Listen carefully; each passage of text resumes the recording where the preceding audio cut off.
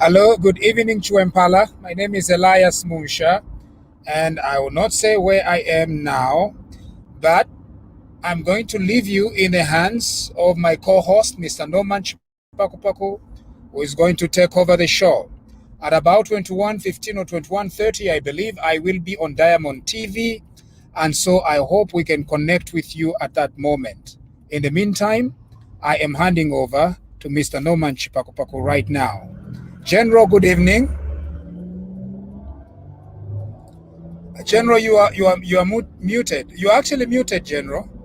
Good evening to Impala. Good evening, Zambia. Good evening to all our viewers all over the world.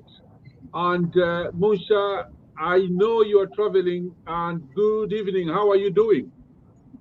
I'm doing very well. It's been quite an interesting day. Yesterday we missed our broadcast because we were on KBN network. Yeah, you and me, General. I really want to apologize to our viewers, and I was getting hundreds and hundreds of messages. We were on KBN last night. You are on Diamond TV. You are on Kwacha Good Morning. Is it Kwacha Good Morning tomorrow? Yes, General. Who knew? But here we are. Kwacha Good Morning tomorrow. How strange for Munsha or anybody like me to appear on ZNBC. It's really, really strange. Now, our viewers, we are coming tonight, first of all, to apologize that we've just been kept very, very busy. Munsha is traveling. He's appearing on another program tonight. I am also preparing to travel. So, but we wanted to just catch up with you and also update you, and also to hear you, our viewers, update us on what is happening. And Musha, to start with, you are on the ground. What are you hearing about the transition? Or first of all, let me start with a rant. Let me say to Mr. Malupenga, this inauguration is for the Zambian people. It's not for the cabinet office. Mr. Secretary to the cabinet and Mr. Malupenga, the PS, this inauguration is for our people, and it's nothing to do with you. So stop trying. We know there's COVID, but stop trying to frustrate our people. Our people are so frustrated, and our people are ready for this inauguration, but they are now getting very frustrated about the invitation card. So I hope that somebody is listening at the cabinet office that don't disappoint the Zambians. Zambians voted, so they want to go and celebrate that day.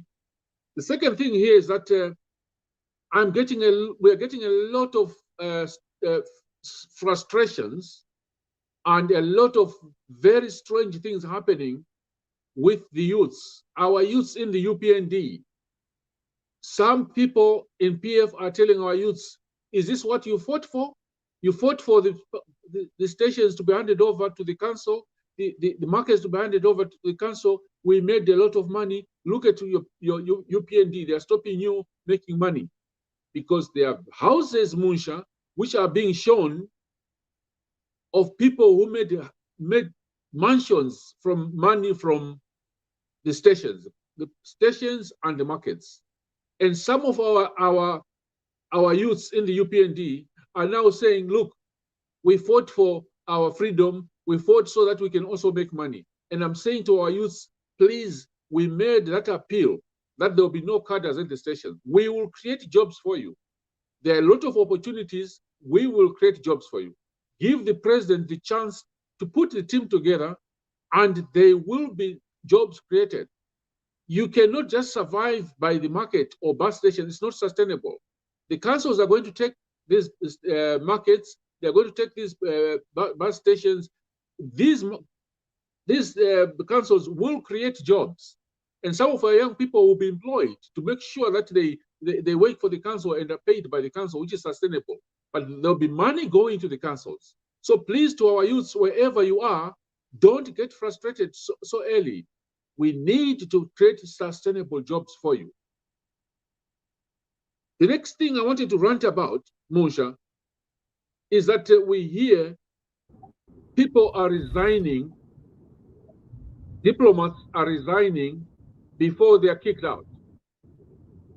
Have you No, General, I just heard from His Excellency Emmanuel Mwamba. He remains our representative to the AU and ambassador to Ethiopia. And so he said that he has not resigned, and that is a product of fake news. Did you speak to him, Musha? Yes, he sent. I communicated with him, General, because Bakwe to page, as you know, and I don't think we are carrying this broadcast live on Bakwe to TV, but I'll try to connect it later. I think yes. Later. Yeah, I wanted to confirm whether that news we saw was true. And according to His Excellency, it's fake. It's fake. Okay, fine. So our viewers, the news that Ambassador Mwamba, Ambassador Mupita, and another diplomat, and a young man called Bangiri Bungwe or something from India, they have not resigned. Let them go back to their stations. We know they were in Lusaka campaigning for PF. Let them go back to their stations because they're paid by the taxpayer. So they're paid by the taxpayer. We know they came to campaign for PF, but it's important that they represent Zambia until the president decides what he wants to do. Because if they leave their stations, they're leaving a gap in those stations, which is a very, very big problem. What else are you hearing, Musha? Well, the transition is going well. Of course, the heroes celebration is raising quite a lot of dust around. People really want to go and celebrate. Of course, General, we still have COVID restrictions. I know that we voted through the COVID period, but it's difficult to tell at the moment whether this is just part of the COVID restrictions or there is more to it. I know that it's been declared a holiday in order to facilitate people to watch from home. And so we don't know how this issue gets resolved, but I trust that the inauguration team is going to be on top of it. I have seen that Mr. Anthony is on top of it. And so I think it's going to Anthony Walia and several other people in the inaugural committee. Remember, General, that this is the first inaugural committee that Zambia has ever had, because previously you win at 06 by 8 hours, you are sworn in. Yeah. So this is the first time that actually we're having an inaugural committee and a transition period, which lasts up to a week. This is quite unheard of in Zambia. It's something new. This is something that we are just experiencing. But I believe that they are going to get on top of it and find a way to resolve this matter. It came in with the 2016 constitution. It has got its advantages. The advantage is that you've got a transition team which prepares the incoming president and prepares the outgoing president, prepares the administration.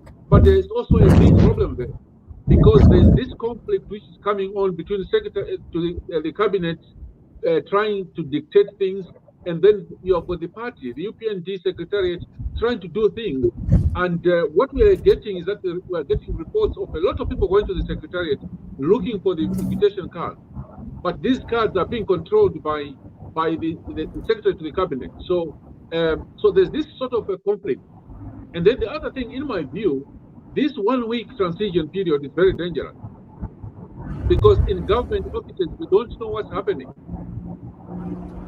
Anything could be happening. Yes, so most transitions, General, most transitions in the past, there wasn't this period of transition. And so it is a work in progress, right? Because cabinet still remains in office, and so they want to still control and put their stamp on it. Previously, you win at 6, and by 14 hours you are being sworn in, and it's a public event. Everybody goes there, and it ends there.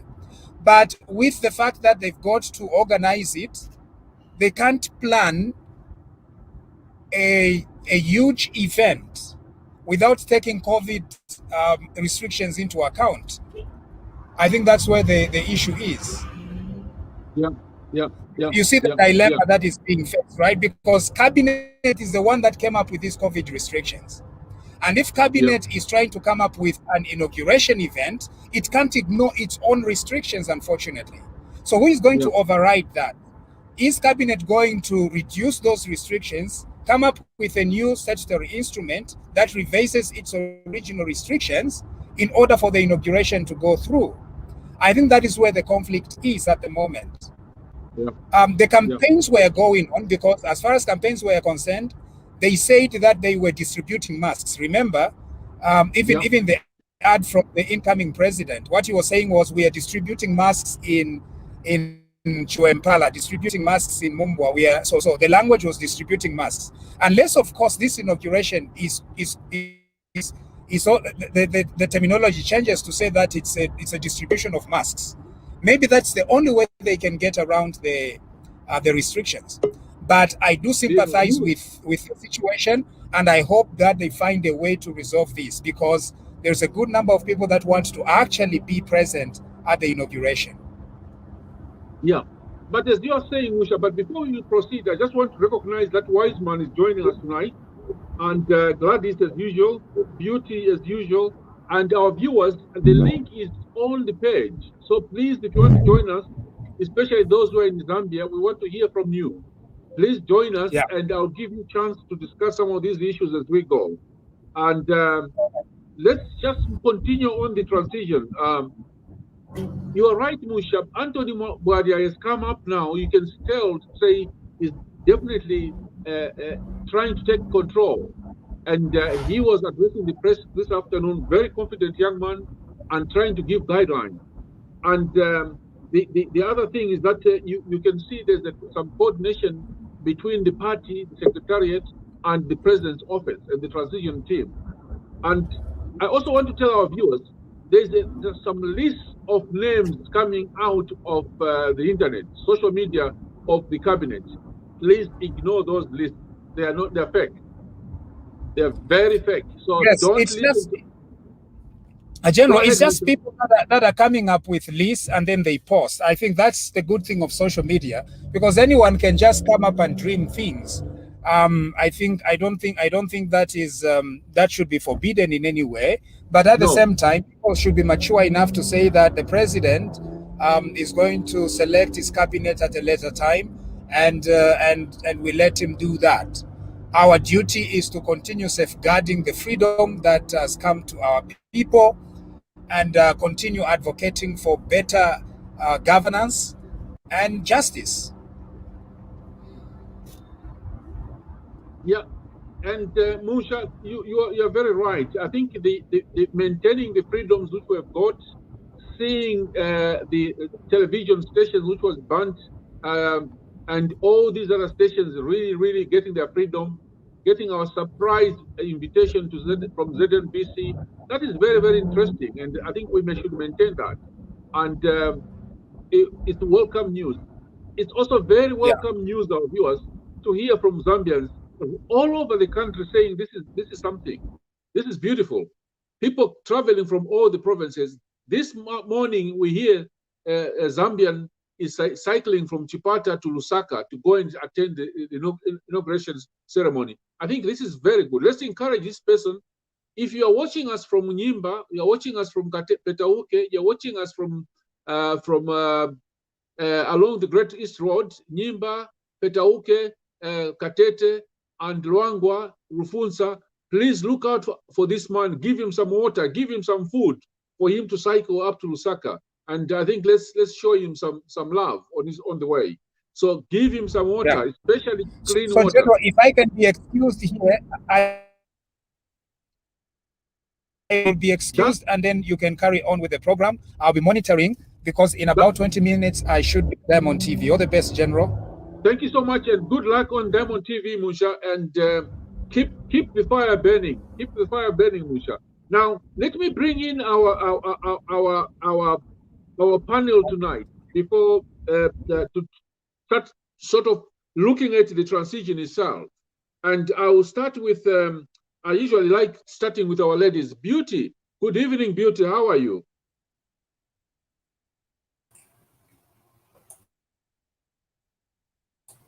Hi, Beauty. Good Are you able to evening. hear us? I can hear you loud and clear. Good evening, General. How are you doing? And how's I'm everybody? fine. I'm fine. I'm packing my bags and ready to go. So Oh, tell I'm us, so how are you jealous. doing? I'm so jealous. Pack me in your bag, please. Bring me in your bag. Tell me, Yeah. what are you hearing? What are you Hello. hearing about the transition? A lot of well, what I'm hearing is a lot of anger from people, and what the people are looking for is for Mr. Hakainde to make sure that he has the right people in the right jobs.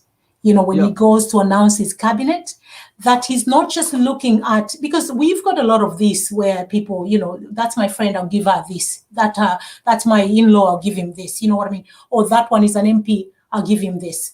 I think what Mr. Hakainde should do is, he's already said he wants competent people, qualified people, yeah, and competent people. yeah, Qualified doesn't necessarily mean that because I have a master's in public health, then I should get a job in at the city council or as Lusaka province minister. No, qualified means I'm going to be the right person for this job, if you know what I mean. So we're looking forward to that. I think people are looking to that, and also forgiveness. The word forgiveness that Dr. Hakainde has used, people have misunderstood what he has said. I think they're all angry. They would like to see people persecuted for doing the wrong thing, and I think that's what I can hear, really. That's what I can say. Thank you.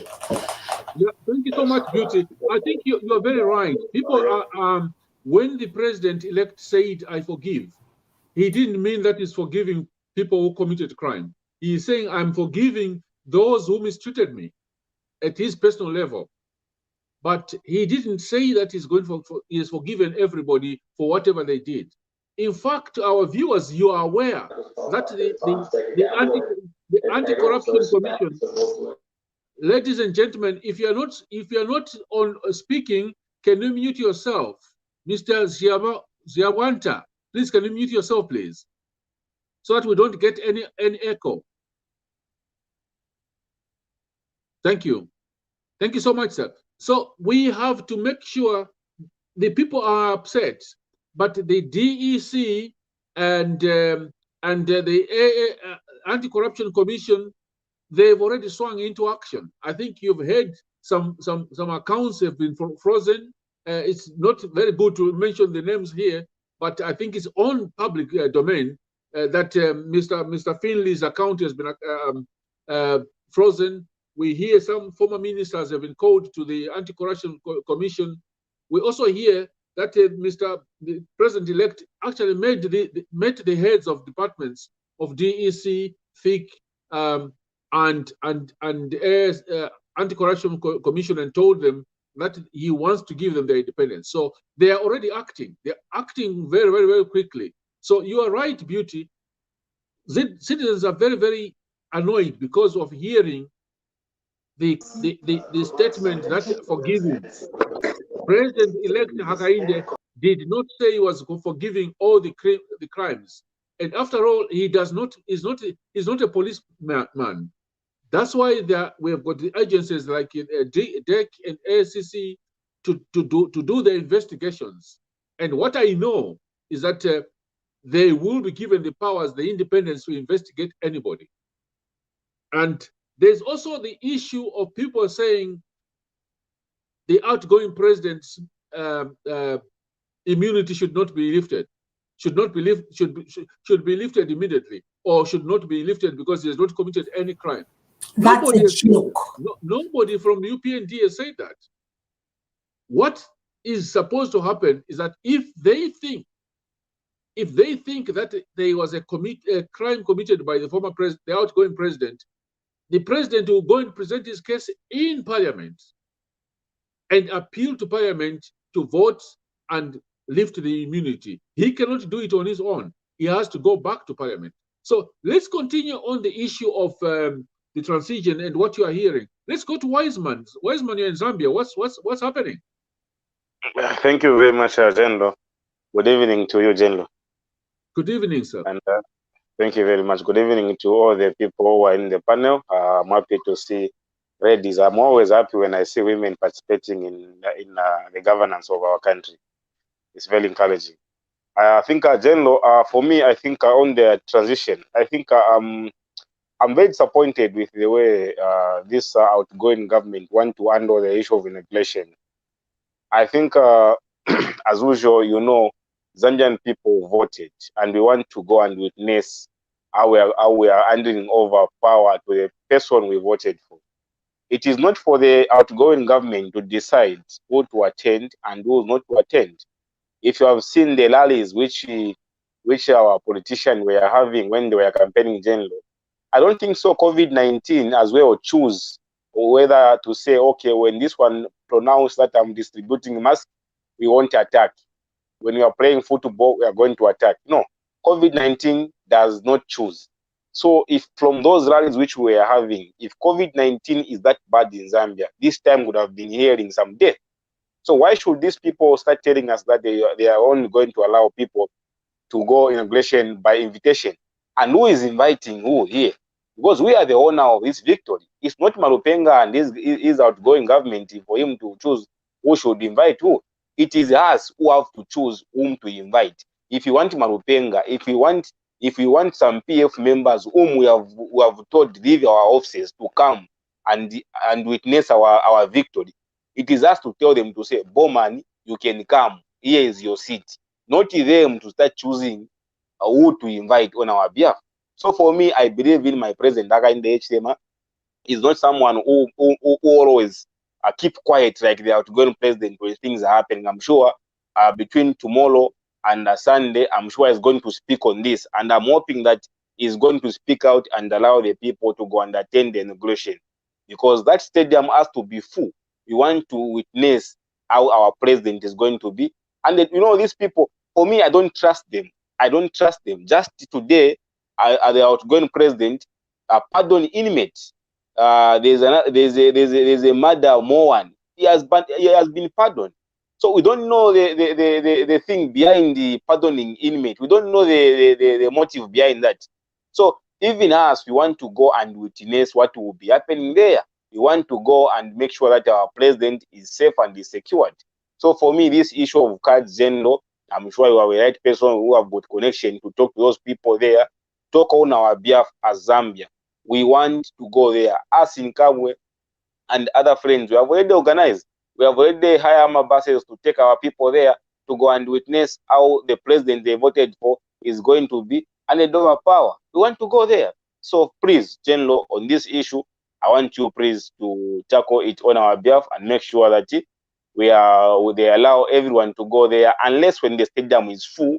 That's when we can say, no, the stadium now is full. We're not going to allow anyone to enter. See, you can watch it on TV, not whereby the stadium is empty. Someone is trying to tell us what to do, or is trying to tell us that about the invitation card. For me, that one, I was very disappointed, and I think I've spoken out to you, General. Now I've left those things in your hands so that you can handle those things within our president and our members there, so that maybe they can speak out on that issue, and it can be addressed. That will be a very good thing to see. And General, could you please again confirm to us? We saw on the same media that among the people who were pardoned, our hero, our icon, Mr. Cheratukucha, is among them. How true is that?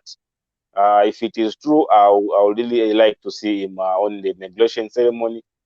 And about this other thing, I think we're going to talk about it as the program going on. But I think for me, the opening remarks are those of the inauguration ceremony.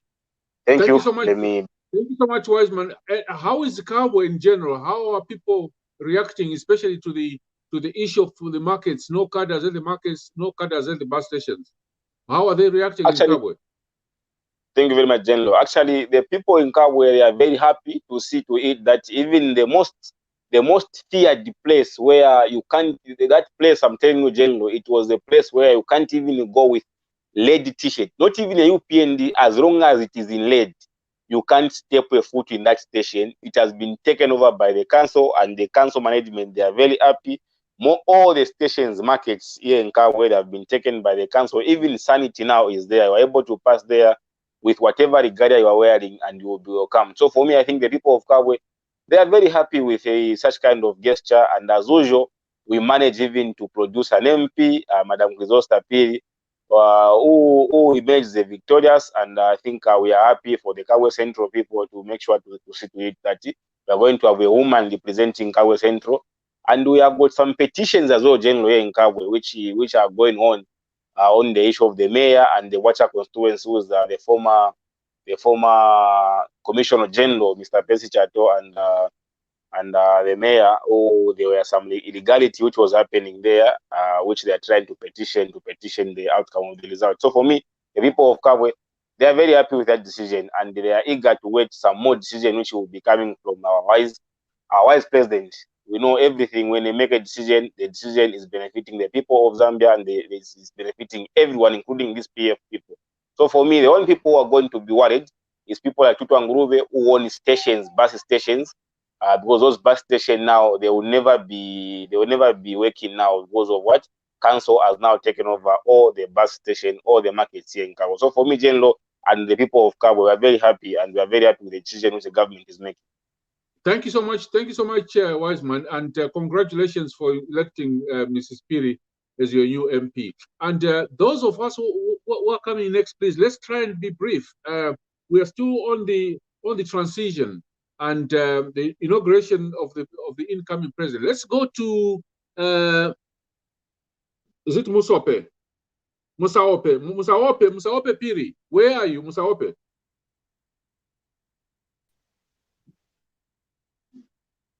Musaope Piri, where are you? Mulikuti Piri? Nilipano. Thank you so much, General. Thank you so much. Where are you? Where are you speaking? Where are you speaking from? Where are you best? Lusaka Mandevu constituency. Wow, well done. Did you win the constituency? Did UPND win that seat? The MP seat it has been scooped by PF candidate Christopher Chakafuswa. Okay. But the councillor where this side I don't know, because I registered in Katua constituency. That's where I usually vote from. Okay, so tell me, Piri, how is the situation where you are, and with this story, inauguration, have you managed to get cards? Do you want to go? What's happening? Here people are geared, and some they are saying they can walk even by foot because it's just close to Heroes Stadium.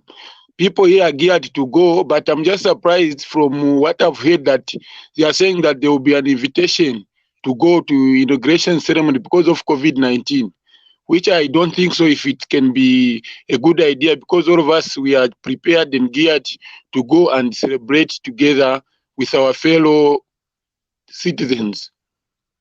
Okay, and so you are saying a lot of people want to go to the stadium, but they are looking for they're looking for invitation cards because they have to get cards, otherwise they won't be allowed to go. Now there is another news which is coming to Kabakwe TV, is that we hear Mr. Malupenga wants to sign a contract with the PF musicians. When I don't know with these PF musicians, I don't know them by name. When I'm up something like that, to go and perform for HH. What do you think, Musaope? General, what I think is that it's not a good idea. We have to include people. We have to put people who fought together with us, not those people who come from this party to this party to this party. We don't want Kwarolamwera people. We want people who have been with us. This Oga family and the other musicians, they have been with us ever since we started campaigning. They have never changed any political party. They can't join us today when we are in victory. So, General, I don't agree this inviting other singers who sang for PF and bringing them into UPND. This won't show any difference anymore. This also gives me an opportunity to advise my lovely president, Hakainde Hichilema. Even in the cabinet, he shouldn't include people who are in PF in the cabinet. He has to create a new cabinet so that we start afresh.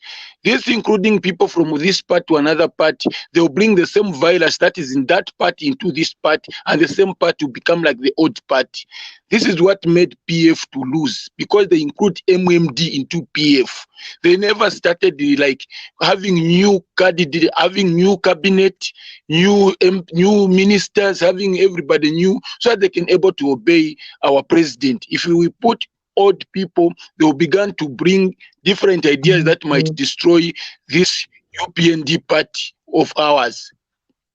Thank you so much, Mr. Masaope. I totally agree with you. I wouldn't want any of the PF artists performing for HH on Tuesday.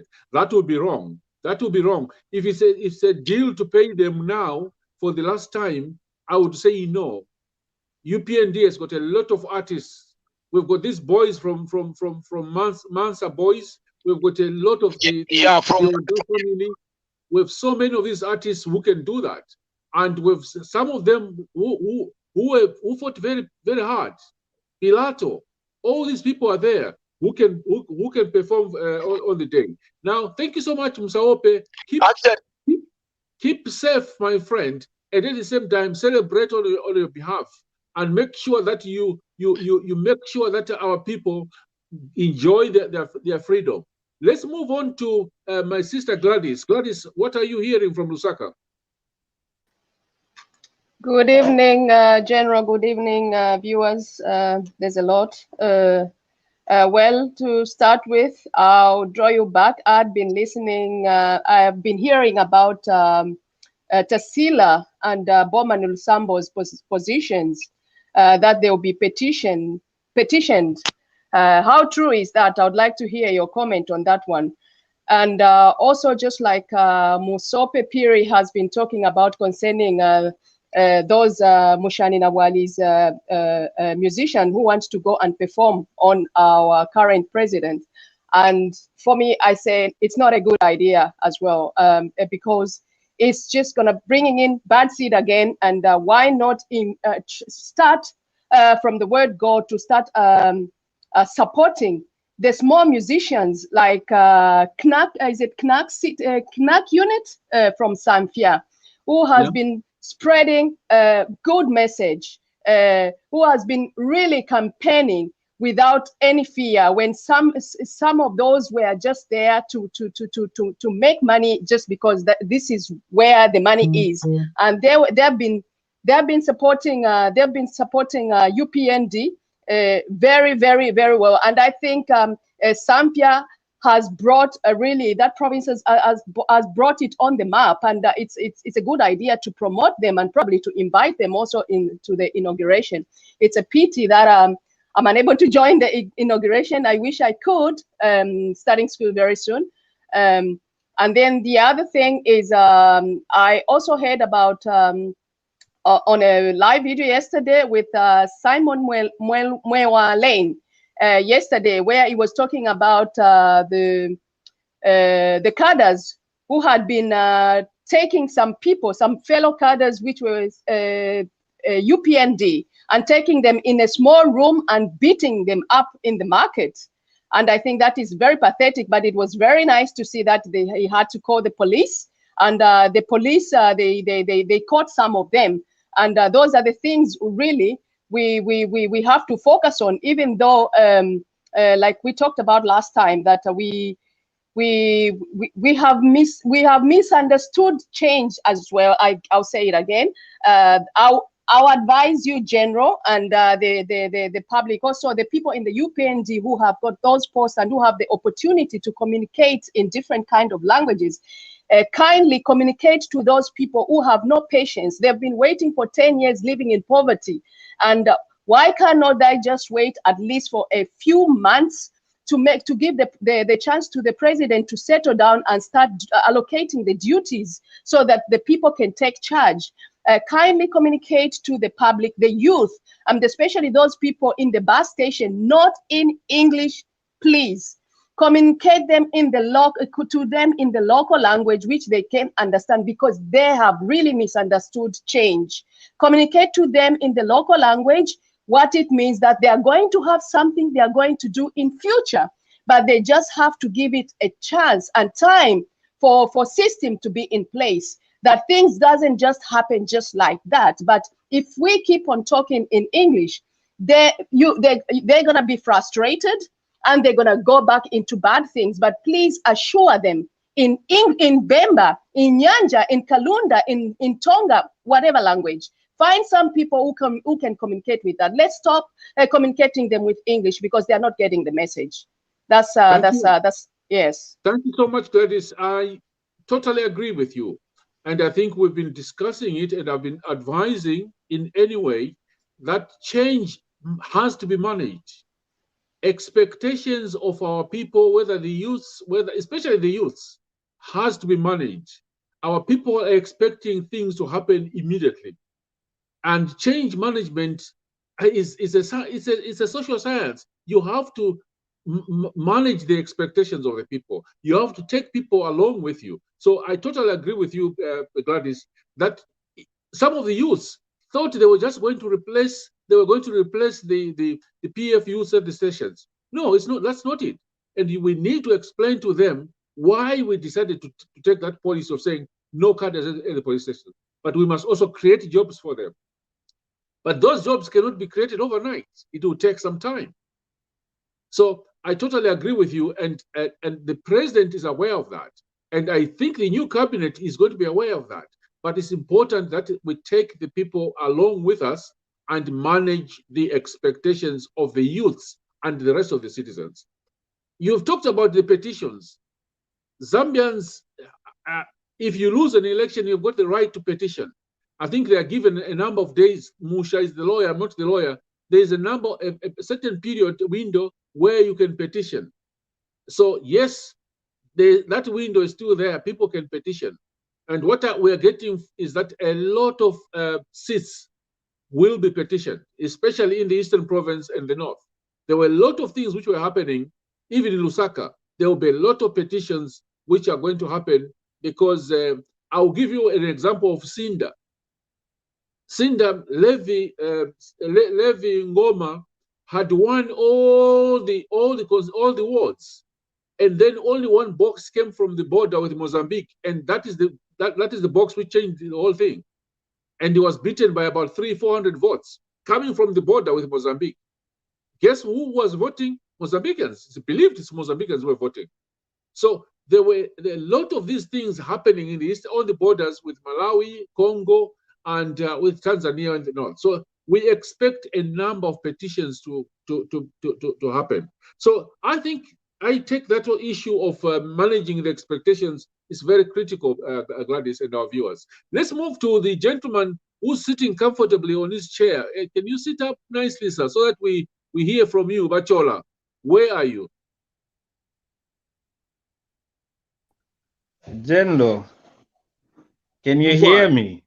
Yes, we can, sir. We can. Oh, thank you so much, General, for giving me this platform. First and foremost, I would like to say thank you for the ladies that we have in this studio. Gladys, you have spoken well, and Beauty as well. I'm equally disappointed with the way Meet has said. Where are you? Where are you, Bachola? Where are you speaking in from? Choma. Choma.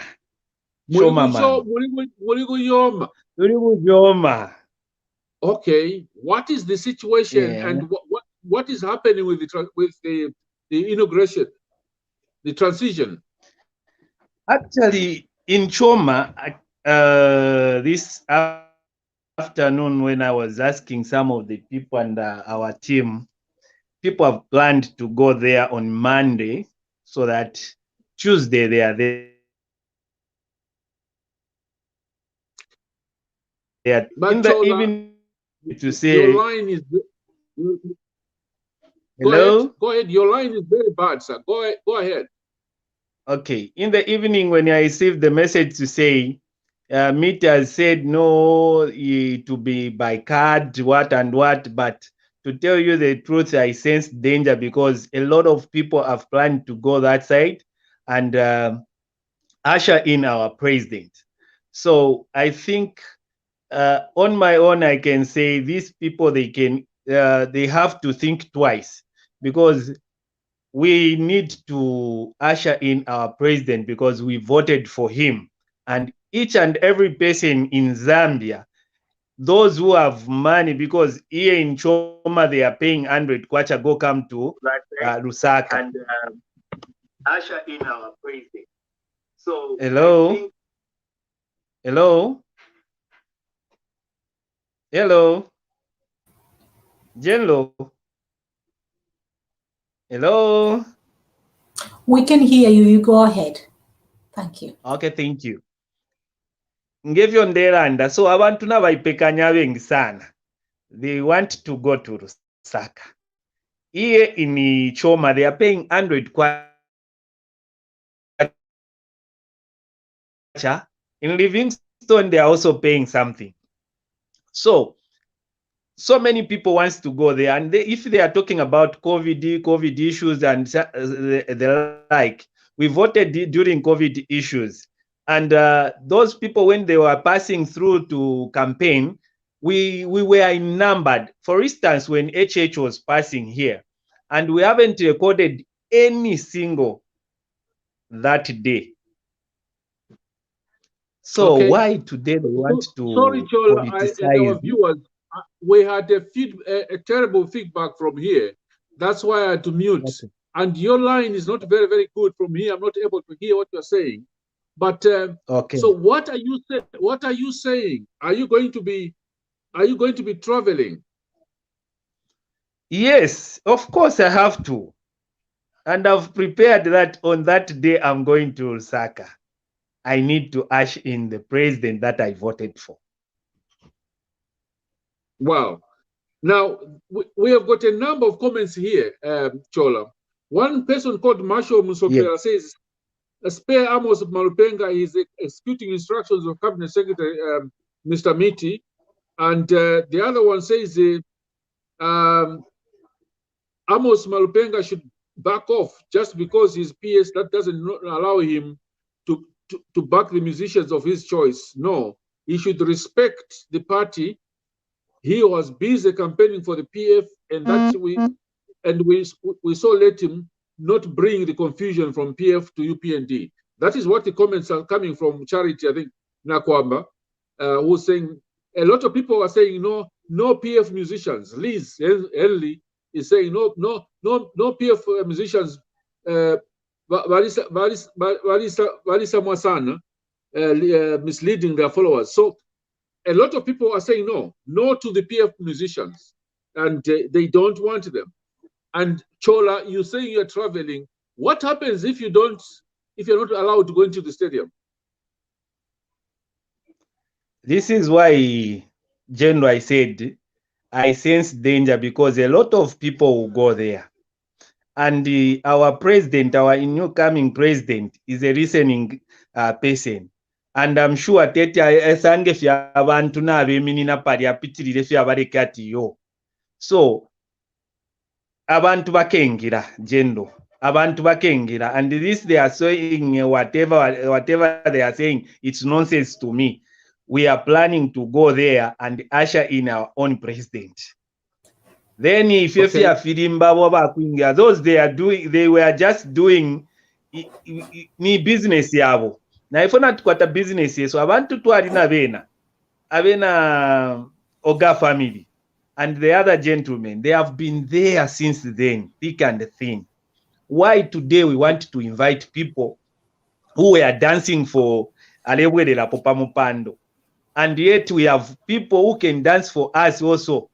That song, HH has been with it throughout his campaign. Now, why do you want to listen to Alewele Pampando today?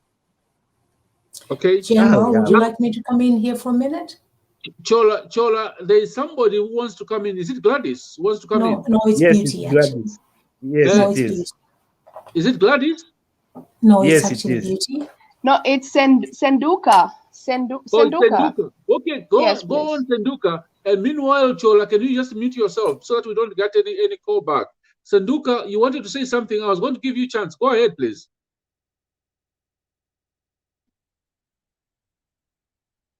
Go ahead, No, Senduka. Senduka wants to be allowed to come in. It seems like he's not in. So if you could invite him, I don't know if he could see the link. Okay, the link is posted in Senduka. It's posted in. I'll try and have it posted. Okay, while you're sorting out Senduka, let's move into Justin. Before I move into Justin, let me read some comments here.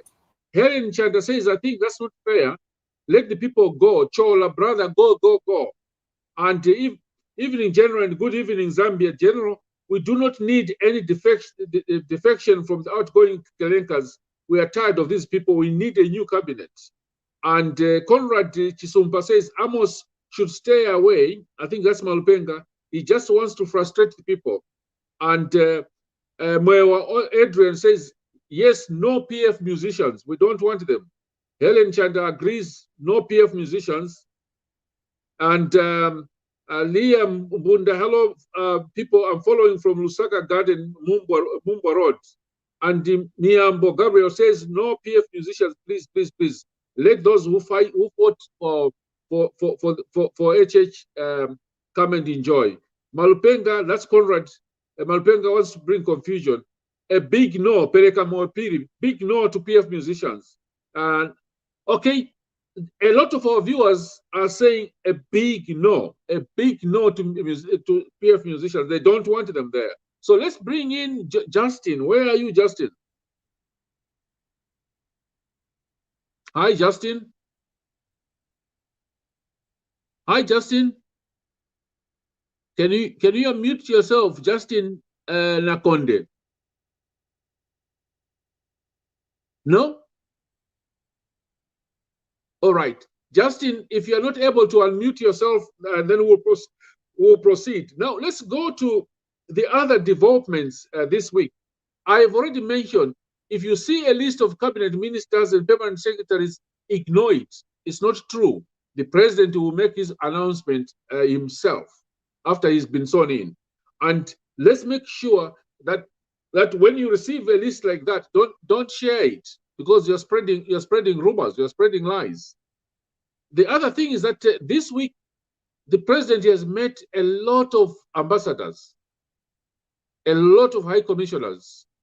And I think the most controversial one, which everybody was looking for, was to see him meeting the Chinese ambassador. So I don't know what you think, Gladys. What did you think? What did you think he discussed with the Chinese ambassador? I probably think, my opinion, I probably think he has probably given them some conditions when they are coming into Zambia, because there's been a lot of misuse of labor, paying law to our Zambian citizen, and also giving them giving the Chinese on investment law investments as possible. So probably when they come in, things gonna be different this time. It's not gonna be chipante pante. It's gonna be serious business, regardless we are owing them or not. I think he's probably giving them the guidelines, what is supposed to be done, and it's not gonna be just a cup of cake. Yeah, I mean, to our viewers, we owe China a lot of money.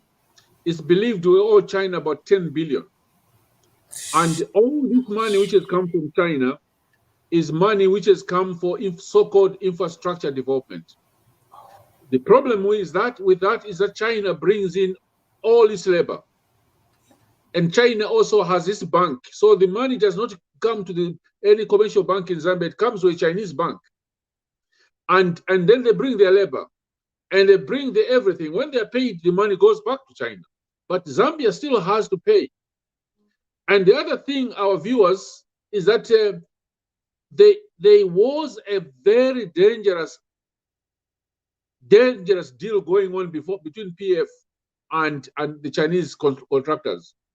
Remember, Avik, constructors, they were basically giving some of the commissions back to PF. They were building some houses for PF officials. They were making the roads very expensive and paying the commission to PF. So I would have loved to hear the discussion between HH and the Chinese ambassador, because that should not be allowed to continue. I put up my hand. Anybody who's got microphone on, please, can you mute your phone? Thank you so much. I have put up my hands. I was trained in China in the 70s and 80s because Dr. Kaunda established that relationship with China as far back as 1964. But what has happened is the Chinese helped us during the liberation wars. They helped us so much when the British were not there, when the Americans were not there. But this time, we must not allow the Chinese to just walk into our country and do everything they want. Because one thing, China has got a big population, but the country is getting smaller and smaller. China is looking for raw materials all over the world. Yes, let them come and invest, but let them invest at our terms. Let them employ our people and create jobs. And I think if I was to advise the incoming president, there should be no Chinese people selling chickens in the market. There should be no Chinese business people roasting maize in the streets of Lusaka and the markets.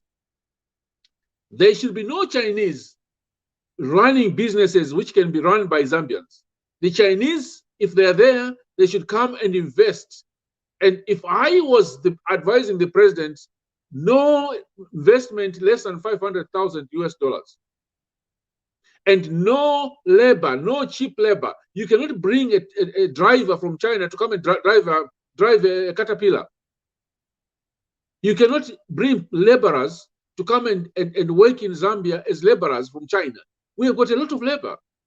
So that will be the advice which I would give to the president. And let's work with the Chinese. They've been our friends for a long time. But there should be no exploitation, especially on labor laws. What we were seeing under PF, viewers, that Chinese workers, Chinese employers were there trying to lock up their workers and telling them not to go home, but locking them up the whole day and the whole night and telling them not to go anywhere. It was happening everywhere, including the new hydro station where they were working. That should be stopped. The Minister of Labor must stop that. The new UPND government should allow those who are running companies, Chinese companies, to pay Zambian workers the minimum wage. And there is one other thing which I personally find it very, very difficult. The investment at Marco Polo company, where IDC, the tiles company, something must be done. It must be investigated. You cannot go take taxpayers' money, you take the pensions money and go and pour it into a Chinese company without knowing exactly how profitable that company is. That Marco Polo thing must be investigated. And companies like AVIC must be made to account, that they account for all the contracts which they had. And if they are found having given kickbacks to NPF official, those companies must be taken to task. And I think all Zambians would want a fresh start, a good relationship with China, but which is a fair deal for both countries. China is the biggest economy. It's going to be the biggest economy in the next 2-3 years in the world. We need China, but we need it at the terms which is a win-win situation, according to what our Chinese brothers say. The China must win and Zambia must win. In fact, the Chinese, if they want our raw materials like copper and the mukula, let them bring their industries in Zambia. Let's add value to our copper, let's add value to our mukula, then export it to China. We should not export mukula, logs. We should not export copper. We should grow enough food for China because China needs food. Yes, let's grow enough food and export it to China. But we have to do it in Zambia with the investments from the Chinese. We should never take our raw materials like mukula without adding value. So I've done my rant. I don't know what Beauty thinks about the Chinese ambassador with meeting HH. Beauty, what do you think? I'm just laughing. I don't know. All I can say is you borrow money from China, you're in big trouble. You borrow money from the IMF, they might give you, it might be lenient. You know, the Chinese will go by what they say. Basically, that's what they do. And I'm sure there were a lot of words that were spoken between the two of them. And like you said, really and truly, we shouldn't have the Chinese selling cobs of maize along the street when our Zambian people can do that. And the Chinese also should, like you say, they should be paying our people at least minimum wage and not treating our Zambian people like slaves. I'm head of occupational health and safety where I work. And the first thing that I look at is, those carrying out those, risk assessments, and people being locked in a door, in a room that you're looking for danger. That is a hazard on its own, and not allowing people to go to their homes. What kind of slavery is that? I didn't think that should be happening in the 21st century, so China comes with a lot of things, but yes, they are in our country, and with a responsible president, let's make sure that they abide by our rules and regulations. Before you proceed, Beauty, just sorry to interrupt you. Lubemba Chipulu says AVIC has even pulled out of Zambia. It is now based in Congo. Lubumbe, can you come live and tell us what's happening? Is it true that AVIC has pulled out of Zambia and is now based in Congo? I'm just getting that story from Lubumbe Chipulu.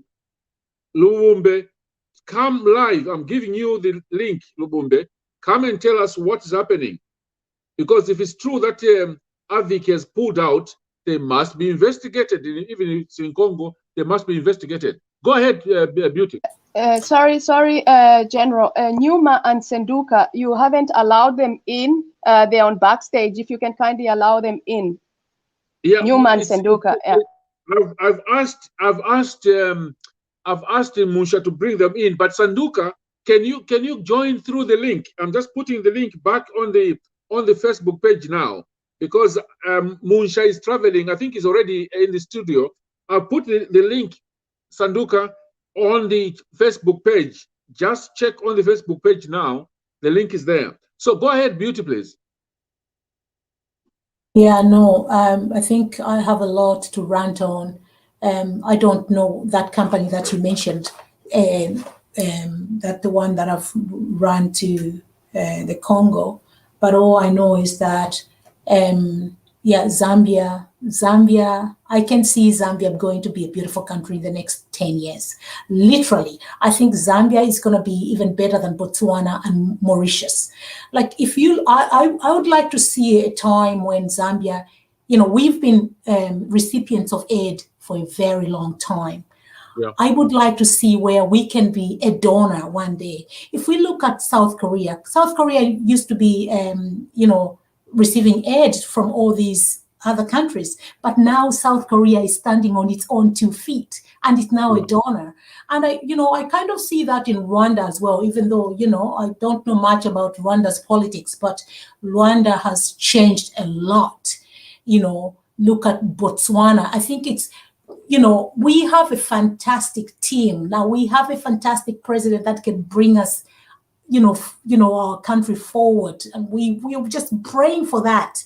And I see that. I don't know, Gladys, do you see the same? I see that in the next 5 years. Like, I know the first 3 years are going to be tough on our president. Absolutely. Because there's all this debt that he has to pay, to start thinking about how we're going to be paying back. Whenever you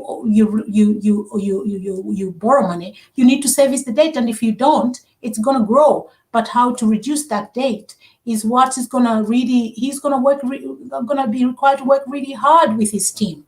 That's why having the right people in the right positions is going to help him.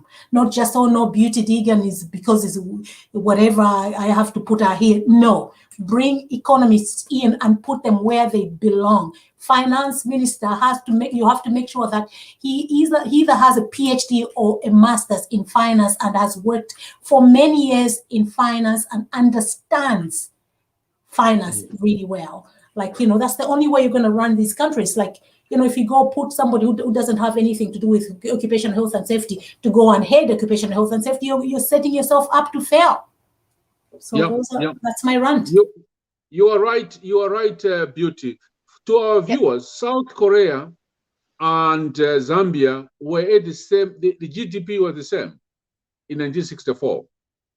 But look at what South Korea has done. Look at what Indonesia has done. Look at what Malaysia has done. And Zambia has got so many raw materials, so many natural resources. All these countries, some of them don't have anything. Japan has got nothing. Japan is just a small island, no minerals, nothing. But look at their exports. Look at their, their development. Look at the way they've industrialized. So we need a focused team. Why? Because we've got a lot of raw materials, and Zambia's got a lot of land. We can export more from agriculture, more than copper actually, because the world is looking for food. There's shortage of food everywhere. Europe is looking for food. Asia is looking for food. Africa, Zambia has the land and the soil, and we've got energetic people. This is the time. Now, let's go to the comments before I come back. Laika Chikwaba says, yes, General, Chinese, they are selling goods at Soweto market. Please, let the Zambians do that. I mean, how can you bring in an investor to be selling goods at Soweto market? That should stop. If I was the president and the Minister of Commerce, I would withdraw their license. I would withdraw their work permit. You can't come to Zambia to go and sell chickens at Soweto. You can't do that. You can't do that. And the Triangular Chief Kuka, he says not only the Chinese employees, but also even the Indians, the Somalians, even the same with Zambia. So there's a problem with Chinese employees, the Indian employees, and the Somalian employees. You're right, Tangula. The labor laws in Zambia are too weak. We need to do something to protect our workers. We need to do something to protect our workers. Otherwise, we'll end up in trouble. The lot of people are still saying they don't. Yeah, labor. This is social Lewis. Labor should look into private security as real Zambians. People are suffering, working without being given food, which is not good, General. That is that's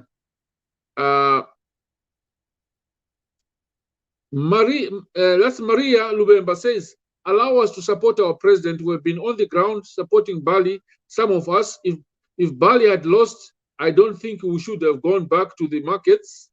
And so it's sad to receive news that we shouldn't go without cards to the inauguration. In short, VIP only. Even us, the nobodies, we voted for HH. You're right, Maria. You're very, very right. As far as I'm concerned, if cabinet office would have said, bring your sanitizer, bring your mask, even 2 masks, then we'll allow you in. That was going to be okay. And when you get into the stadium, don't sit next to each other. Sit a meter apart. That was going to be okay. But to say only invited guests, I think it's not fair to the Zambians who voted. It's really not fair, especially those who have been waiting for 10 years to make sure. Oscar Pombo says, General Chipakupaku, please tell our president to close the Bank of China and advise the Chinese to invest in the Zambian banks. Oscar, I totally agree with you. Why should the Chinese bank? I totally agree with you. I'm a Chinese trained person myself. But why shouldn't the Chinese companies bank with Zambian banks? We've got Zanaco, we've got Atlas Mara, we've got former Barclays Bank, we've got all these Zambian banks. What is stopping these Chinese companies banking with Zambian banks? So I totally agree with you. We must ask a question. Why are you not banking with Zambian banks and create jobs? Why should we only have a Chinese bank? Why should they be banking with their own bank? It's like saying the British have come to Zambia to invest. They bring their own bank to Zambia so that they can only be transacting with their own bank. That's not right. Okay.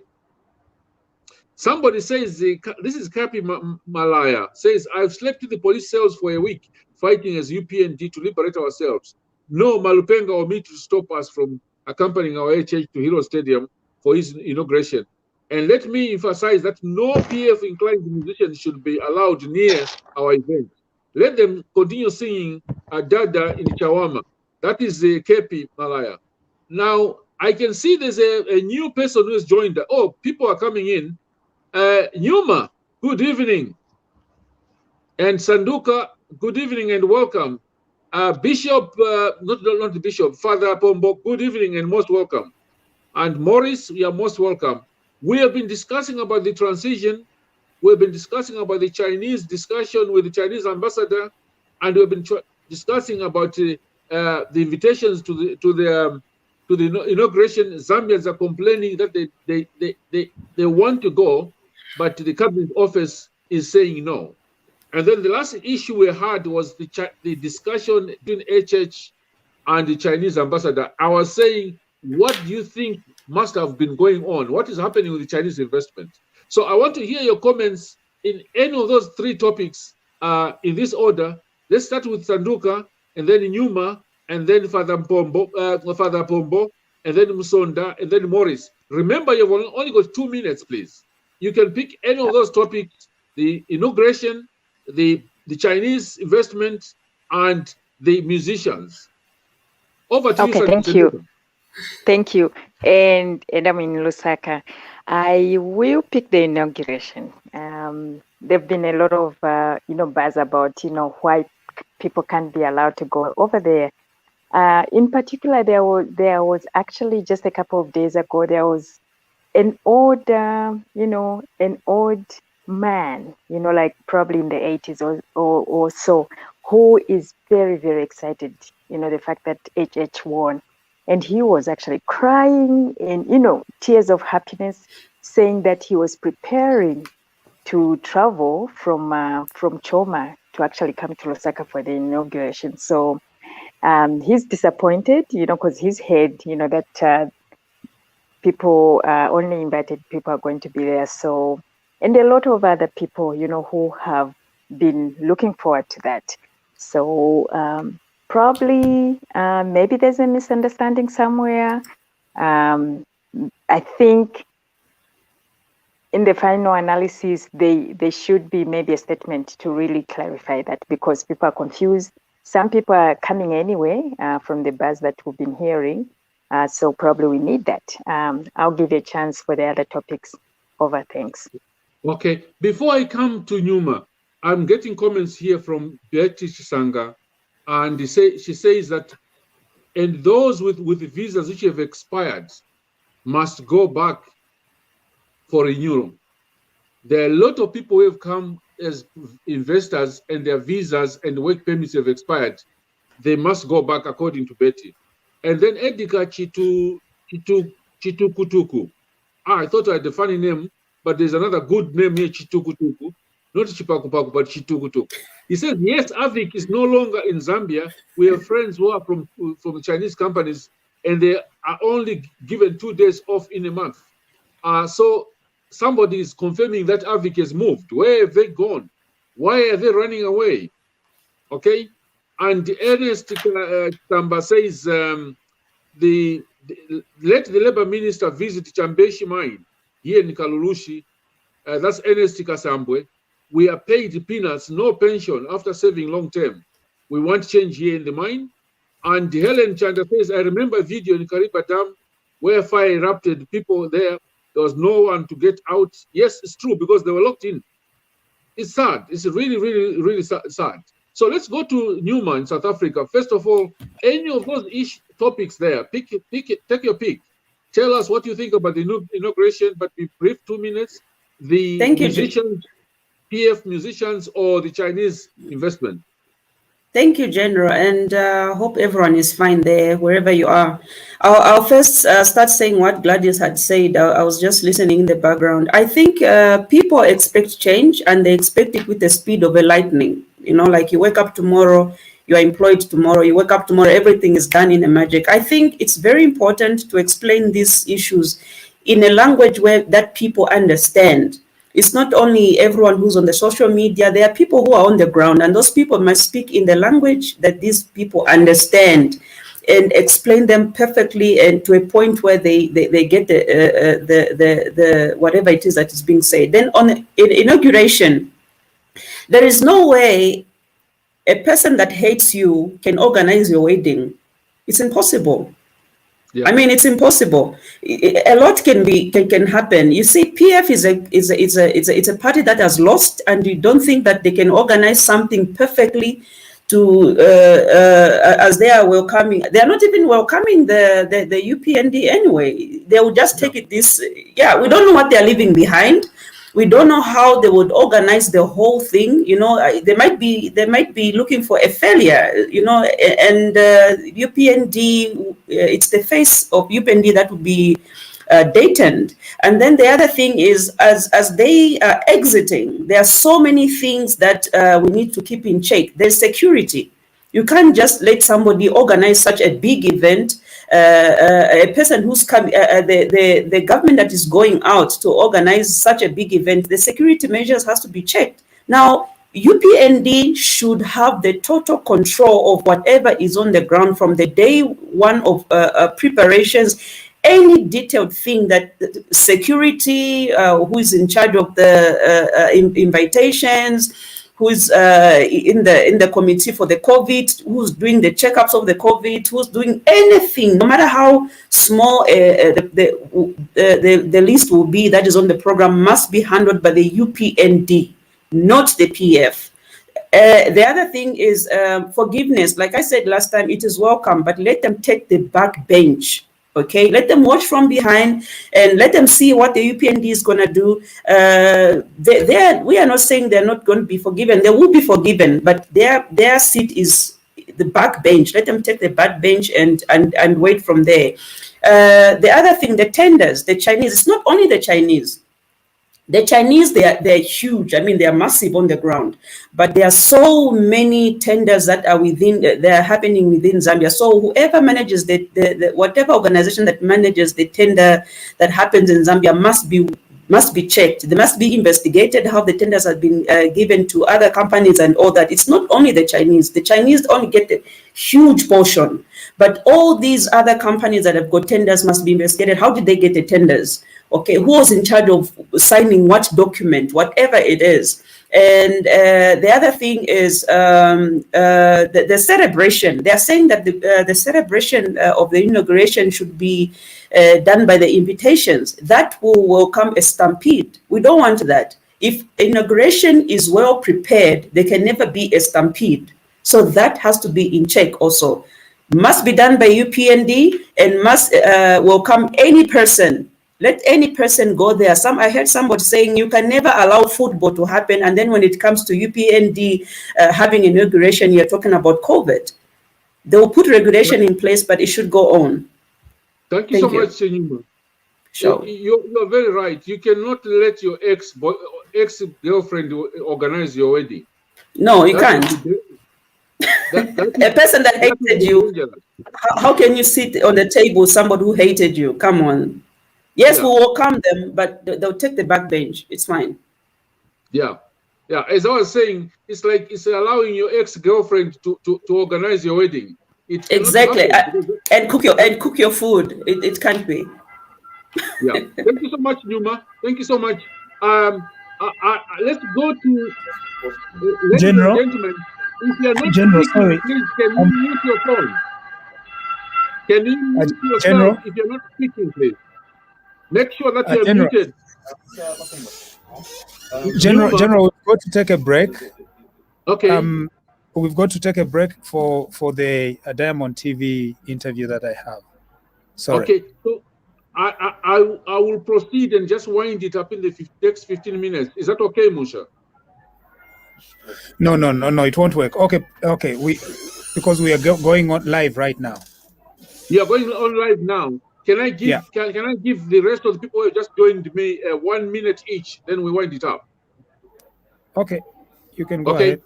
Let's give 1 minute to Father Pombo. 1 minute, please. We're going to Diamond TV live very shortly. Okay.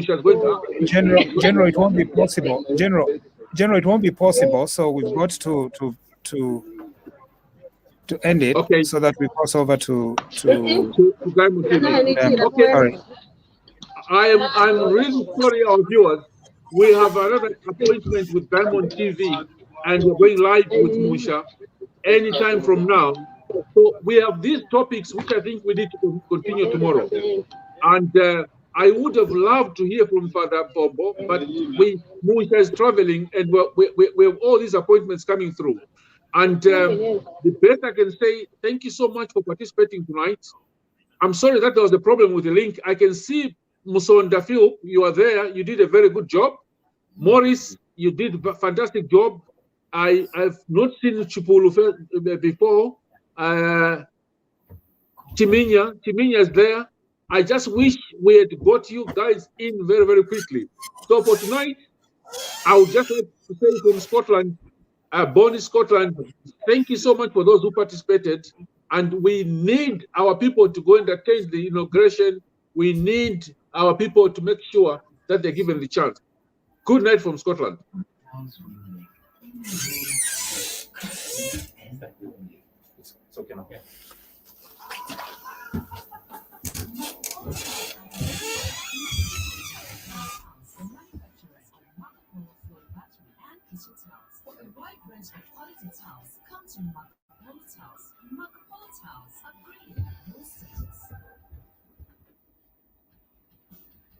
OneXBet.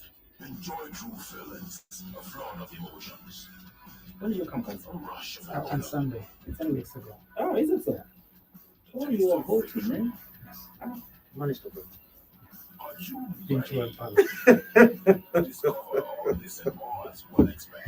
Influenza. Performing wonderful. Good evening to the people of Chiwembala. How are you feeling?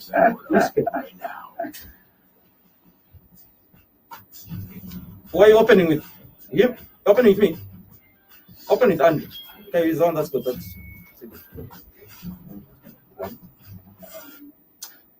Welcome back to Diamond Live. Now we're featuring one that refers to himself as a boy of Chiwempala, owner and founder of TV Wakwet. We're speaking to Elias Munsha. Council, good evening and welcome to Diamond Live. Yes, good evening, Andrew. Good evening, Chiswa. I'm very honored to be here, finally. Chiwempala is good. I was there 2 weeks ago. Is it just a week ago? When were the elections? Just Thursday last week, right? So I was there on Thursday and Friday, and it was good to be back home. I felt very much at home. Let's get into it, Council. Now, we do know for a fact that you've been driving the UPAD agenda on TV Wakwetu and on your page, Elias Munshia. I want to find out one thing. To what extent do you think this year's elections were highly comes from a point of how you people that have been using social media in that manner have been advocating for it? To what extent do you think social media has had an impact on this year's general election? I do think so. You see, one of the things that we were facing on Facebook was people that kept telling us that we were just on Facebook and we were not on the ground. And so there was always that conflict in our minds of whether what we were doing was actually effective or not. And so, and the only thing that confirmed the effectiveness of our advocacy was perhaps the result of the election. But before that, there was always this doubt about whether what we were doing was being effective or not. Did you feel that at some point? Oh yes, oh definitely. We kept doubting, was this effective? We knew that we were receiving a lot of positive feedback from across the country, but we could not just be sure of how the general population was receiving it, whether our message was being received by the people in the villages. We deliberately wanted to mention specific villages. We talked about Milenge, we talked about Mumbwa, we talked about Chiwempala, because we wanted to connect what we were doing with the actual places on the ground. And so when we look back now, we see how that helped. And so we did not start with promoting the UPND agenda. I think we started with, first of all, being angry at how our country was being run. And so we felt we had a duty. I felt I had a duty to try and explain to our people that the way the government was running is not the right way to run a government. It wasn't right. Corruption, debt, arrogance, and you might add extrajudicial killings, all that added up together. And we had a duty as citizens of this country that when our country is in need, and what was the need at that time? It was the need for advocacy, that we've got to step in and try to serve it. And in a very little way, the only thing we had was Facebook, and we used that platform to serve our country. That is how I see it. It was service to our people. You use the platform, you say, to serve the people. Obviously, any government that comes in place will not be perfect. Do we see you having this exert the same pressure that you exerted on the Patriotic Front, using your social media platform on the UPND when they don't seem to perform to the people's expectations? The good thing about our country, its diversity, its history, is that there always rises people for the opportunity. I may no longer be able to hold the UPND government the same way I did with the Patriotic Front. But there's got to be people that are going to rise up, that are going to do so. It may be me, it may be others, but whoever it is, do you see yourself this government is going to be held accountable. Do you see yourself doing that, holding them accountable? I will, of course. That is a calling. That is a calling to hold those that are in power accountable. But the issue should not really focus on my personal activities, because my personal activities might change. Tomorrow is never promised to us. But one thing that I know is that when President Lungu's government started mismanaging our country, I rose up together with others and we spoke out against that government. If the UPND were to do the same, I believe that there will be another person that is going to rise up to speak against them. I do not know whether it will be me or it will be someone else. Are you saying that but because probably you're sure accountability, that you'll be part of this government in terms of working with them? that's a very difficult question to answer. The reason is, I think what is the most important thing here is the what should be done instead of the who. And so I'm just the who, but I'm not the what. What is important is for the president to know what is on his agenda. And then if he marries what is on his agenda with the people, that is the best outcome. And so my concern is what? As far as the judiciary is concerned, what can we do about the judiciary? As far as the rule of law in our country, what can we do about the rule of law in our country? About the constitution that is so complicated that even lawyers with their years of experience, they are always differing every day. What can we do about that? It is when we have an answer to the what that we can now go to the who. Who is going to help drive that agenda? Would you love to help? Would you love to help the UPND when it comes to issues of constitutionalism? Because I think that Bill 10, for example, is one that you heavily criticized yourself. Issues. I mean, we've had over 4 or 5 constitutional making processes in our country. Bill 10 was just one of them. Right. Do you see yourself being a part of the process again to give the people of Zambia a people-driven constitution? I think service for me did start a long time ago. It was not any governmental role. It was mostly on Facebook and writing for the mass newspapers, writing for the Daily Nation, advocating for the rule of law in our country. I believe that was service. If that service changes to something else in the future, we are still going to serve. Again, it is service that is much more important. It is service that we must be focusing on, and not necessarily positions or who we are individually. The what must come first. Once we answer that what, it will be very easy for us to fix it with the who. But we are going to continue. We are going to continue to advocate. And in fact, we can't let what has happened and abandon it. We can't abandon this child. We've got to continue our advocacy and speaking and perhaps providing some of those answers to the what. For the advocacy you've been doing?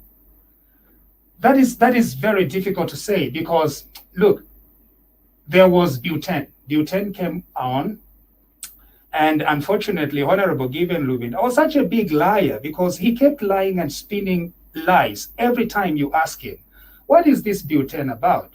He would lie in the morning and then lie at night and then lie at midnight and then lie at midday. He was a liar. And so he kept lying about Bill 10. And so that meant that we had to answer. Do you feel indebted to answer that challenge? I'm not even sure about what I did. What did I do? I just served my country, and I think that it is the country. That is the country. There's a general feeling that it won't be fair for the UPND government not to offer Councillor Elias Mushe a job for the good job he did and he's been doing. I have a job right now. I run a law firm in Canada. It is known as Moonsha Law. As far as a job is concerned, that is not a big deal. You don't want another job? I have been working as a lawyer at Moonsha Law, a law firm that we started a few years ago, and a law firm that is paying my bills and doing just fine. Again, our focus is never on positions. Our focus should be, what is it that this UPND government wants to do? And once we answer that, we can then proceed to who. I don't feel like this country or this government is going to be indebted to me, that I am indebted to this country. I am indebted to ensure that the country of our birth runs effectively, achieves our collective vision, that we have a constitution which can be understood by the people of Chiwempala, that we have a constitution that, and even the laws themselves. Look, each and every legislation that Parliament passes, it's got to go through some teachers who can read it and make sure that it is understandable. At the moment, we have legislation that comes. Just very recently, I can give you an example for those that are interested.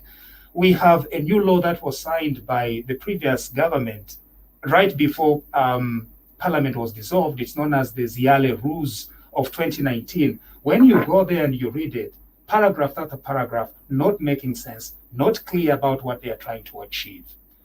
It would be a failure of our collective nation if we cannot at least draft legislation that is easy to understand, that is easy to implement, and that is very easy for our people to follow. I think that is the word that is needed at the moment. Let me bring it to your attention, I think, issues of constitutionalism. Taking advantage that you are a lawyer yourself, do you see the UPND amending the constitution again and, making clear issues that surround tenure of office? I think that this is one of the biggest issues, the biggest concerns that I think that came up just pre-election and post of the eligibility of, for example, President Lungu. Do you think that these are issues that the incoming government may address? I think the Constitution is very clear, and tenure of office is not a controversial item at the moment. His Excellency, the incoming president, Hakainde Hichilema, has made it very clear that he's not going to seek a third term, and so our Constitution is not going to change at all. We have what we have as far as term limits are concerned. But there are other matters that require some clarification. And making sure that the Constitution is understandable by every Zambian. That document does not belong to lawyers. No matter how educated we are, that is not our document. That document belongs to the people of Zambia. And it is time for our people to understand their document. It is time for our people to be able to go to it and refer to the Constitution and read it very simply. I have very modest upbringing. I come from Chwempala. That's where I was born. That's where I grew up as a child. I want every child in Chwempala who goes to either Chingola High School or Chikola High School, Chikola Secondary School, or Maiteneke Secondary School to be able to read their document and be able to understand it. Not muleberenga elwefin tutafire umfuika. Ninshi, it's the Constitution for who? For aliens. It's a Constitution for the people of Chwempala. They've got to understand it. There's a crusade that has been, that has been advocated by civil society organizations as well as few individuals in regards to following up on those that might have involved themselves in some corrupt practices. Are you for the idea that the new government should take up that mantle and begin to follow up individuals, institutions that have corruptly been involved in some form of corruption? Or perhaps the new government should focus on a new dawn for Zambia. They should focus on rebuilding Zambia. Andrew, I think people who commit crimes should be investigated in a very fair manner. They are innocent until proven guilty. But if a crime can be proven, and our investigation wings can go ahead and do it, let them go ahead and do it. I think it's as simple as that. It's not about government trying to have a vendetta. They store. If people store, for example, 42 fire trucks at $1 million per fire truck, that was theft. And so we have a duty as a nation to bring closure to that scandal. If we skipped over that scandal and say it did not matter, then we are planting a seed that the incoming government will do the same. This time it's going to buy a fire truck at $2 million. That is intolerable. Our investigation wings should go ahead and try to investigate all these scandals. And talking about scandals, we see some cases now mushrooming at the Drug Enforcement Commission, the Anti-Corruption Commission, trying to investigate some of these cases. Do you think that there was some political influence when it comes to cases that are being handled by our investigative wings? Because, all of this time, because there's a change of government, there seems to be there seems to be now these cases coming up at this point. Was there, do you think, some political influence in some of the investigations that have been taking place? Now, talking about political influence is something extremely positive. The president of our republic is a political leader. By being a political leader, it means then that he is the one who sets the agenda to fight corruption. So the word political, I find that we sometimes don't understand it very well. And so what was happening in the previous administration was that we had a government which was unwilling. We had a president who was completely incapable of fighting corruption. If you have a president who is capable of fighting corruption, he's going to give encouragement to the investigation wings, to the investigating wings. Those are the ones that are going to be doing it, because it's the president and the parliament who fund these investigation wings. It is the president and the parliament and the ministers who encourage these investigation wings to do their job properly. And so what we expect is that as far as political influence is concerned, it will go towards better government, towards better accountability, towards better encouragement of these institutions, not where they feel like they are orphans, not where they feel like the president is second guessing them. Is it possible to appoint, I know that the UPND now is coming in with the vision of having, for example, to appoint an independent electoral commission of Zambia. Do you see the president doing the same with these other investigative wings where probably Parliament will have to preside over who becomes Director General? Do you see this happening within the UPN? The country's chief law enforcement officer is the president. This idea that we have somehow other investigating wings that are independent of the president is not actually right. The president is the chief executive officer of our country and head of the executive. All these investigative wings fall under the executive. And so it matters who you elect as a president. If you elect a Raffian, a Kabova, a Kelenka, you are going to have trouble. And that's exactly what happened for the past 7 years, unfortunately. But how do we know we now have a good guy, we now have a good president, and I believe that President Hakainde Hichilema will be there to provide the needed push to these investigation wings. But just on that one, why then has civil society for the longest of time been saying that the president has too much powers to appoint almost everyone that has influence in the country? Don't you think that that is something that we must try to move away from? No. The thing is, the president is chief executive officer of our country. And as chief executive officer of our country, law enforcement is one of his responsibilities. Those responsibilities are delegated by our constitution to several other wings. But the president remains the chief executive officer. If these wings are not performing according to expectation, we don't blame the SEC, we don't blame the DEC, we don't blame the police. Blame squarely lies on the shoulders of a president. That's why you are president. It's to ensure that all these wings are working very well and performing according to expectation. If you take that outside away from the president, you know what you are creating? You're going to create chaos.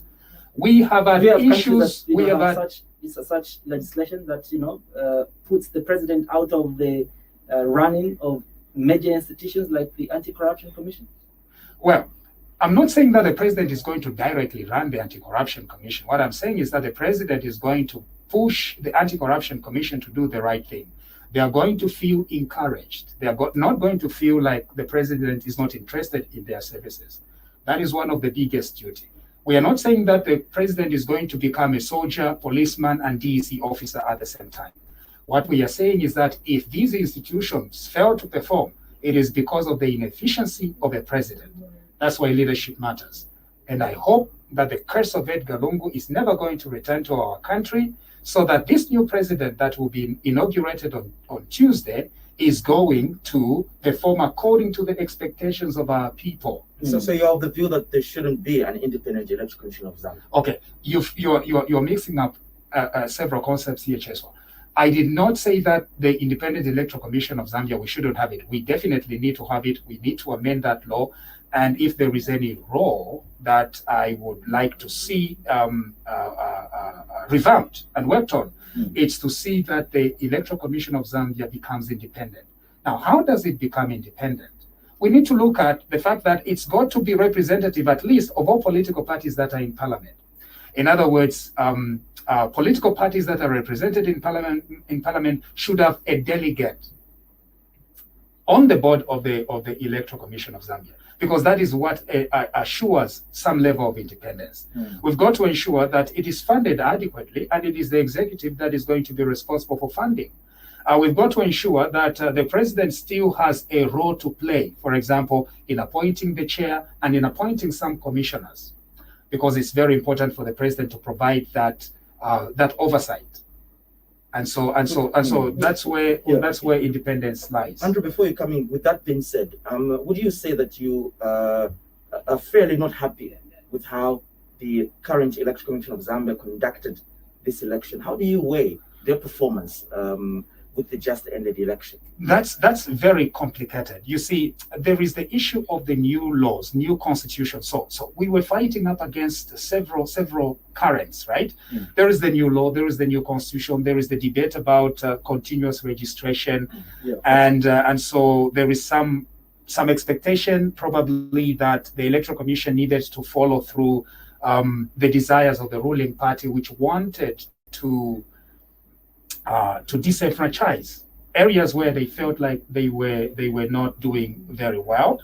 And it appears like the Electoral Commission did the bidding of the ruling party in that way. The ruling party itself was boasting to all of us as a people. They were telling us that they are going to deliberately increase the number of voters in Wapula, in Milenge, where I come from, and the north, and disenfranchise the south and the west and the Zambezi provinces. And that we saw. And so what we need to see is that with an independent Electoral Commission that is represented with several other people, particularly political parties and civil society and perhaps the Law Association of Zambia and other institutions like that, we are going to see an independent Electoral Commission that is truly independent. President-elect Hakainde Hichilema comes at a time when the country is in need debt. Just external debt is starting at about 12.5 billion, together with domestic debt, which is at 10 billion, put together, it's about 22.5 billion. He comes to the helm of presidency when he's promised a number of things, starting from free education, zero tolerance to corruption, and many other things that he's promised, quality health care, and many other things that President-elect Hakainde Hichilema has promised the people of Zambia. Do you see failure because of over-promising, just like the PF? The PF promised more money in people's pockets. PF promised creating millions of jobs for the unemployed youth. Do you see some form of failure from the UPND because of over-promising? Andrew, I think, you see, my interaction with President Hakainde Hichilema goes back to about 2017 when he was incarcerated under very trumped up charges of treason. That was very unfair in our history. The second time that I had an interaction with him was perhaps when I visited him and we spoke a little bit about the vision that he had for Zambia. He makes a lot of sense. And the sense that he's talking about is if we are in a debt situation, it is because of fiscal indiscipline. And it's a term that I just recently got to know about, fiscal indiscipline. In other words, the government of President Lungu had no fiscal discipline. They were just spending money as they wanted or wished. Anybody in their government could borrow money from China. And that's exactly what happened. So President Hakainde Hichilema has in fact said on several occasions that he is going to be fiscally disciplined. And I think fiscal discipline is the first step towards recovery. The other thing is, do away with Amanone. He has promised that he's going to sell that presidential jet, which cost perhaps between 50 to 100 million. You can't get anything from President Lungu's government that is truthful. So we are not very clear about how much it actually costs, but it's hundreds of millions. And President Hakainde Hichilema has at least promised to say that he's not concerned about that. So whether he's actually going to sell the jet or not remains to be seen.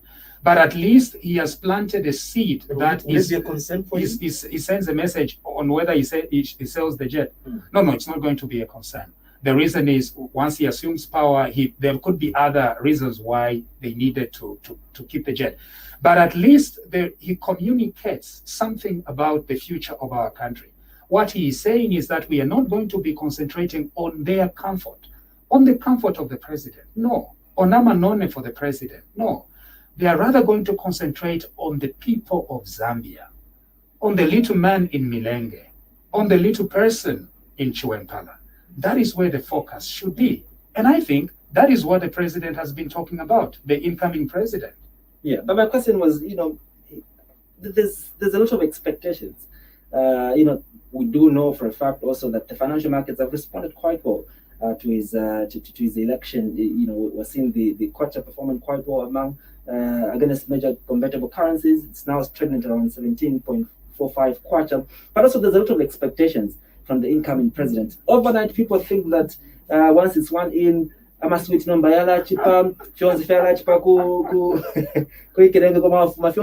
will get back to where it was, where they were, for example, during the Mwanawasa times. But also, it does promise that fertilizer now will be bought at 250 kwacha. A lot of expectations, Council. Do you think these are the ones that will make the job of the president hard? Because I think for me, some of these expectations are more or less like heaven on earth, really, because to expect that things will get back to how they were, during the MMD times feels like a dream. Do you think there's a possibility, really, of things getting better, just like they were preached when President-elect Hakainde Hichilema was campaigning? President Hakainde Hichilema is a man of tremendous experience as a businessman. He has looked at the numbers. He has looked at this current economy. And what he has said is, with discipline, with restraint, with hard work, we as a country will be able to grow in our economy. That's what he has said. That is what he has explained. And I think I have a reason to believe him. I have a reason to believe him because he appears to be a very credible man. And as long as we keep thieves away, that's why after voting, I decided to stay a little longer to wait for the inauguration and perhaps leave back to Munsha law after inauguration. But at least we want to preserve this victory because it's a victory for the people of Zambia. And we want to ensure that as President Hakainde Hichilema begins governing, he begins governing on a very good note. And what's that note? Discipline, the note of keeping thieves away. Because thieves right now, because they've been so used to stealing, that when there is a new change, there is a change of government, they want to change the suits from green suit to red suit and continue stealing. But the president is very aware of that, I hope, and he will continue to fight. Is that indirectly, telling the UPN, to receive these defectors or defecting from other political parties? There is absolutely, if somebody wants to defect, people have the constitutional right to defect. So those that want to defect can do so. But people do not suddenly become not thieves because they've defected. So a thief in PF is still a thief if they changed and became UPND. And so we are not going to say that, no, because this thief has decided to change camps, therefore he's stopped being a thief. No, there is no redemption that the UPND membership gives you if you are a thief. But we are here to join Zambians from across the country and across the world who expressed their hopes through this new leader. And this new leader has a mandate from the people of Zambia. He doesn't need all these thieves, all these kelenkas. All he needs is the mandate from the people of Zambia, and give people that have never governed the opportunity to do so. He himself has never governed, and he will be governing this great country. He can do so with a team, with a new team. We'd love to thank you so much for coming for tonight's edition of Diamond Live, and wish you the very best. Thank you very much as well. It's been a pleasure, Andrew. I really appreciate it. Yeah, of course. Shout out to the people of Chiwempala. I know that one of my favorite, General Chipakupaka, also listening in. Shout out to Scotland as well, and the people of Chiwempala. Just 2 seconds, just if there are 3 people that you wouldn't want President President Hakainde Hichilema to include in his cabinet from the PF, who are those? No, I can't tell you that, Andrew. It's not good to gossip about people, Andrew. So no, I'm not going to do umlomo here. Well, the voice of Serge of Chiwempala, Elias Munsha, all the way from Canada, coming to Zambia to attend the inauguration of President-elect Hakainde Hichilema. My name is Andrew Manso. My name is Cheswan. On behalf of our guest, Elias Munsha, thank you so much for watching tonight's edition of Diamond Live. We'll see you on Monday at 21:15. Thank you. Let's get a photo. Oh, yes.